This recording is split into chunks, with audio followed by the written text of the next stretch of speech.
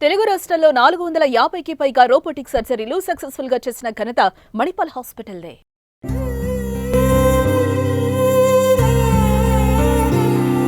నలుగురు కొట్టి ఉరి పెట్టిండే అయ్యా, 7 లక్షల కట్నం ఇచ్చిండే అయ్యా.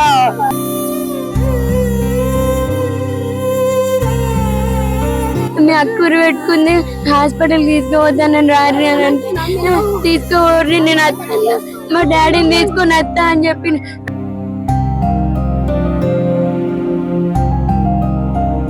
12 తులాల బంగారం తెచ్చిన నా బిడ్డకు.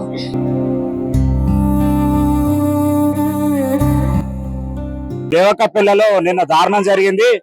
అశ్విని అనే ఒక వివాహితను వాళ్ళ భర్తే కొట్టి చంపి ఉరిపెట్టాడని వాళ్ళ తల్లిదండ్రులు వాళ్ళు బంధువులంతా ఇక్కడ ఆందోళన చేస్తున్న పరిస్థితి.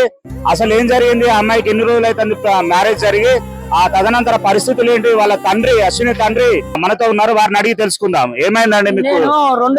2020 మార్చి 18వ తారీఖు నాడు నా బిడ్డ పెళ్లి వివాహం చేశాను. వివాహ సందర్భంలో నేను 8 లక్షల రూపాయల కట్నం ఇచ్చిన, 13 తులాల బంగారం పెట్టిన, తులం చైన్ వేసిన, హోండా చైన్ బండి పెట్టిన. పెళ్లి అయిన తర్వాత ఇంటి ముంగట నేను రేకుల సెట్ వేసి నా అల్లునికి నా బిడ్డకు షాప్ పరపతి నడిపించడానికి ప్రయత్నించిన. గ్రామ పంచాయతీలో పర్మిషన్ తీసుకొని షాపు నడిపియంగా నా అయ్యపురాలు గొడవ దిగి షాపును మూసివేసిన తర్వాత ఇక్కడ సర్పంచ్ సమక్షంలో పంచాయతీ జరిపించిన 2 సార్లు. సర్పంచ్ సమావేశంలో పంచాయతీ దిగకపోతే బెజ్జంగి పోలీస్ స్టేషన్ లో పంచాయతీ జరిపించినాం. 4 సమక్షంలో పంచాయతీ దిగినాక షాపు నా అయ్యపురాలకు నా అల్లుతోటి పేపర్ రాసి షాపు వాళ్ళకి అప్పగించడం జరిగింది. తదనంతరం ఇల్లు రిజిస్ట్రేషన్ 2 గుంటల జాగా ఇచ్చిన తర్వాత ఇక్కించలేని వీళ్ళను కదిలించి అప్పుడు నా బిడ్డకు కడుపులో బాబ జన్మించిండు. నా మనమడు 2021 మార్చి 18వ తారీఖు జన్మించిన తర్వాత అప్పుడు బాగోగులు వాళ్ళను 3 సంవత్సరాల దాకా మంచి చెడులు నేనే చూసుకున్నా. అప్పటి నుండి కరీంనగర్లకు వీళ్ళని ఇక్కడ తరలించి అక్కడ జీవనోపాధి కోసానికి మొత్తం బత్తెంతో సహా సర్వ విధాలుగా అల్లము, ఎల్లిగడ్డ, ఉల్లిగడ్డ, మంచి నూనె, కారపొడి, బియ్యం కూడా అక్కడ పెట్టి లెంటుకుంచి ఆటో కొనిచ్చాను నా అల్లునికి. కొనిచ్చిన తర్వాత నా అల్లుడు ఆటో బియ్యం గట్టగా నానా రకాలు నా బిడ్డను బాధ పెట్టుకుంటా హింసించుకుంటా సెల్లుల ప్యాకాట ఆడు మొదలు పెట్టి నా బిడ్డ మీద 3 తులాల గోల్డ్ కూడా అమ్మిండు. అమ్మి కూడా నా బిడ్డను నానా రకాల హింసించినాక మమ్మల్ని తీసుకొచ్చిన నా ఇంటిలో చదువుకున్న తర్వాత నా అల్లుడు రాకపోతే నేను చస్తా, నేను బతుకా, నేను ఉరి పెట్టుకుంటా, నేను మందం సత్తా అంటే నా బిడ్డను బుధవారం నాడు సాయంత్రం నా బాయికాడికి పోయిన తర్వాత నా బిడ్డ వచ్చిన తర్వాత బుధవారం నాడు బిడ్డ వచ్చింది. సాయంత్రం 6 గంటలకు, బేస్తారం లేదు, శుక్రవారం లేదు, శనివారం నాడు రాత్రి 9 గంటలకు నా బిడ్డను ఫోన్ చేసి అడిగితే, బాబు ఏం చెప్తాను అంటే, నేను బాబు శనివారం ఒక్క పొద్దున్నా నా బిడ్డను ఒక్క పొద్దుంటే మరి ఏం చేసుకున్నావు అంటే, నేను చపాతి చేసుకుంటానా, పిల్లలు ఏం తినిపిస్తానంటే కోడిగుడ్డు ఆమ్లెట్ వేసి తినిపిస్తా బాబు అన్నది. శ్రీకాంత్కి నేను ఫోన్ చేసి మాట్లాడుతా అంటే శ్రీకాంత్ నాకు 2 రోజుల గొడవలు జరిగి శ్రీకాంత్ మాట బంద్ చేసిండు అన్న తర్వాత నేను ఫోన్ కాల్ చేసి, బిడ్డ ఇప్పుడు రమ్మంటావా, రేపు పొద్దుగాల రమ్మంటే నా బిడ్డ రేపు పొద్దున బాబు నేను ఫోన్ చేస్తా అన్నది. పొద్దున నేను లేచి 9 గంటలకు బాయికాడి సమయంలో పోయినాక నా అల్లుడు అనేటోడు నా చిన్న బిడ్డకు ఫోన్ చేసి, అనిత అన్ని అక్క ఉరి వేసుకొని చనిపోయింది అని చెప్పుడుతోటే నా బిడ్డ నాకు విన్నమించినాక నేను ఫోన్ చేసిన అల్లుని అడిగితే ఉరి వేసుకున్నది చనిపోయింది అన్నాక నేను అల్లునికి ఫోన్ చేస్తే కొస శ్వాస ఉన్నది. దాని లోపల నేను తొందరగా నా కొడుకుని తీసుకొని బండి వేసుకొని ఆదివారం 10 గంటల ప్రాంతంలో వచ్చే వరకు నా బిడ్డని తీసి బెడ్ మీద వండబెట్టి నేను అతని మీద వాడి ఓడ్చే వరకు ఇమీడియట్లీ మా అల్లుడు మా అయ్యంపుడు మా చిన్న అల్లుడు పరారాయు 8 మంది పోలీసు వాళ్ళను నా ఆధ్వర్యంలో తోలి నన్ను పక్కకు నెట్టేస్తే మర్డర్ చేసి నెట్టేసినాక నాకు ఏమో తోచక బయటికి వచ్చిన ఆ విలేజ్ వాళ్ళను ఒక 100 మంది 150 మందిని రప్పించుకున్నాక దానికి తగు న్యాయం గురించి వాళ్ళు పోరాడి కొట్లాడి ధర్నకు దిగిన తర్వాత దీన్ని న్యాయానికి చేకూర్చుదామని ఇటు పక్షాన 5-6 అటు పక్షాన 5-6 చేసి నాకు ఏమి న్యాయం చేయలేదు. నేను 6 లక్షల రూపాయలు పెట్టి ఇల్లు కట్టించిన, 4 లక్షల రూపాయలు కట్నం ఇచ్చిన. ఈనాటి రోజున నన్నే ఇల్లు రిజిస్టర్ చేసుకోవడానికి నన్ను 1 లక్ష రూపాయలకు ఇరు పక్షాన నన్ను న్యాయం చేయక నన్ను నట్టరుగున ముంచిల్లు. ఇవాళ మళ్ళీ నా బ్లడ్ బాడీ నేను సొంత గ్రామం తీసుకుపోదంటే సర్పంచ్ పోలీస్ డిపార్ట్మెంట్ వాళ్ళు ఇక్కడనే అంత్యక్రియలు చేస్తే, రేపు నీకు మనవడు ఉన్నాడు, నీకు ముందు జరగబోయేదానికి మేము సహకరిస్తామని హామీ ఇస్తే ఇప్పుడు అంత్యక్రియలు చేయడానికి సిద్ధంగా ఉన్నాము. నాకు ఆ మోర్చపై నేను ఇదివరకు కూడా న్యాయంగా కోలుకుంటలేను. దయచేసి మీరు అందరు నాకు న్యాయం చేకూర్చాలని మనం చేసుకుంటున్నాను. అశ్విని తల్లి గారు స్వరూపం మనతో ఉన్నారు, వారిని అడిగి తెలుసుకుందాం. అసలు ఏం జరిగింది, వాళ్ళ బిడ్డకి ఈ పరిస్థితి రావడానికి కారణం ఏంటి అడిగి తెలుసుకుందాం. రిటర్న్ మంచిగా 8 లక్షలు ఇచ్చిన మళ్ళీ తర్వాత రూమ్ కట్టించిన, దుకాణం పెట్టించిన. ఆ దుకాణం గుంజుకున్నారు. దుకాణం గుంజుకొని వెళ్ళగొడితే నా ఇంటికాడ 2 ఏళ్ళు సాధిన పిల్లగాడు పుట్టినాక గుళ్ళపల్ల కాడు ఉంచిన కిరాయి కట్టి మళ్ళీ ఊరిక తిరుగుడా అని అక్కడ ఇల్లు కట్టించిన. అది ఎట్లా పంపున్నది 8 లక్షలు పెట్టి ఇల్లు కట్టించిన ఇంకా దేవాలని 12 తులాల బంగారం తెచ్చిన నా బిడ్డకు.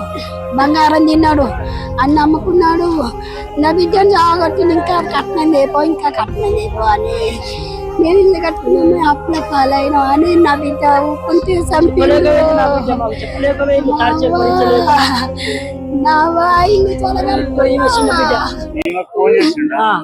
ఫోన్ చేసి నాకు ఫోన్ చేసి మీ అక్కూరు పెట్టుకుంది హాస్పిటల్ తీసుకోవద్దని రారి అని అంటే తీసుకోర్రి నేను వస్తాను, మా డాడీని తీసుకొని వస్తా అని చెప్పి వచ్చేసరికి చంపేసి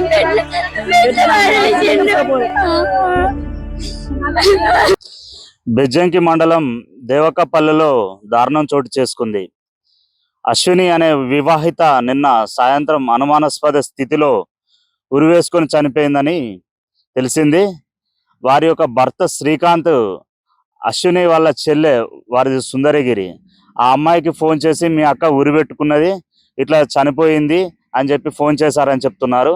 కానీ అశ్విని తండ్రి చంద్రయ్య చెప్తున్న దాన్ని బట్టి నా బిడ్డ అంతకుముందు వాళ్ళ భార్యాభర్తలకు గొడవలు జరుగుతున్నాయి, పెళ్లి చేసినప్పటి నుండి ఇప్పటి వరకు కూడా ఎప్పుడంటే అప్పుడు కొన్ని లక్షల రూపాయలు అతనికి ముట్ట చెప్పాను, దాదాపు ఒక 12 తులాల బంగారం నా బిడ్డ మీద ఉన్నది మొత్తం అమ్ముకున్నాడు. అతడు ఆన్లైన్ గేమ్లు ప్యాక్ ఆటకు అలవాటు పడి కొన్ని రోజులు కిరాణా షాప్ నడిపించాడు, అది మూసివేశాడు. తర్వాత ఆటో కొనిచ్చాను, ఆటో కూడా అమ్ముకున్నాడు. తర్వాత వాళ్ళ జీవనం కోసం ఉప్పు పప్పులు అన్నీ కూడా నేనే పంపిస్తున్నాను, అయినా కూడా అతని బుద్ధి మారలేదు. పెద్ద మనుషులలో పోలీస్ స్టేషన్లో కూడా పంచాయతీలు జరిగాయి. 2 సంవత్సరాల క్రితం దారుణమైన పంచాయతీలు జరిగిన తర్వాత నా బిడ్డ మొన్నటిదాకా కూడా మా ఇంటి దగ్గరే ఉన్నది. ఇక్కడికి వచ్చిన తర్వాత ప్రతిరోజు నా బిడ్డను డబ్బులు కావాలి అని హింసించడం జరిగిందని చెప్తున్నాడు. చివరి దశలో ఆ అమ్మాయితో ఒకరోజు వాళ్ళ తండ్రి మాట్లాడిన పరిస్థితిలో 2 రోజుల నుండి అతనికి నాకు మాటలు లేవు, మీ అల్లుడు నాతో మాట్లాడడం లేదు అని అమ్మాయి బాధపడ్డదని చెప్తున్నాడు. అలాగే శనివారం పాపం ఒక్క పొద్దున్న నేను చపాతీలు చేసుకుంటున్నాను నాన్న అని చెప్పి కొంచెం దీనంగానే మాట్లాడింది మా అమ్మాయి అని ఆ తండ్రి చెప్తున్నాడు. ఆ తండ్రితోటి మాట్లాడిన తర్వాత కొన్ని గంటల వ్యవధిలో మళ్ళీ ఈ శ్రీకాంత్ అనే వ్యక్తి మీ అక్క ఉరిపెట్టుకొని చనిపోయిందని చెప్పి ఆ మృతురాలు అశ్విని యొక్క చెల్లెకు ఫోన్ చేశాడని అంటున్నారు. ఈ సంఘటన, ఈ ఫోన్కు నిర్ఘాంతపోయిన అమ్మాయి అశ్విని యొక్క తల్లిదండ్రులు, వారి బంధువులు కొన్ని వందల మంది ఇక్కడికి వచ్చి అసలు ఏమైందని చూడగా ఖచ్చితంగా ఆ అమ్మాయిని ఏదో గొడవ పడి ఉరిపెట్టి చంపి బెడ్పై పడేశాడని చెప్తున్నారు. ఇక్కడికి వస్తే ఇక్కడ ఎవరు మమ్మల్ని పట్టించుకోవడం లేదు, పోలీసు వాళ్ళు కూడా సరైన విధంగా స్పందించడం లేదని అమ్మాయి యొక్క తల్లిదండ్రులు, వారి యొక్క బంధువులు వాపోతున్నారు. ఏది ఏమైనా ఇది చాలా దారుణకరమైన విషయం. వీరికి 2020లో పెళ్లి జరిగింది. ఒక చిన్న బాబు ఉన్నాడు, 2.5 సంవత్సరాల బాబు ఉన్నాడు వీళ్ళకు. ఇన్ని గొడవలు జరుగుతున్నా కూడా ఇన్ని రోజులు వాళ్ళ తల్లిదండ్రులే ప్రతి ఒక్కటి వాళ్ళ సంసారానికి పంపిస్తున్నా కూడా నెట్టుకొచ్చిన ఆ అమ్మాయి చివరి దశలో ఈ భర్త వేధింపులకు తట్టుకోలేక ఈ విధంగా చేసిందని విషయాన్ని బట్టి అర్థమవుతుంది. పోలీస్ డిపార్ట్మెంట్ వారు కానివ్వండి, ప్రభుత్వం కానివ్వండి, ఈ విషయంపై స్పందించి మృతురాలి బంధువులకు, మృతురాలికి న్యాయం చేయాలని కోరుకుంటూ కెమెరామెన్ శేఖర్తో శ్రీధర్, సుమన్ టీవీ.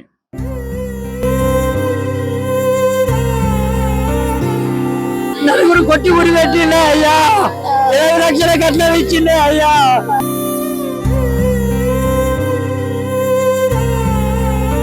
మీ అక్కూరు పెట్టుకుంది హాస్పిటల్ తీసుకోవద్దని రారి అని అంటే తీసుకోర్రి నేను వస్తాను, మా డాడీని తీసుకొని వస్తా అని చెప్పి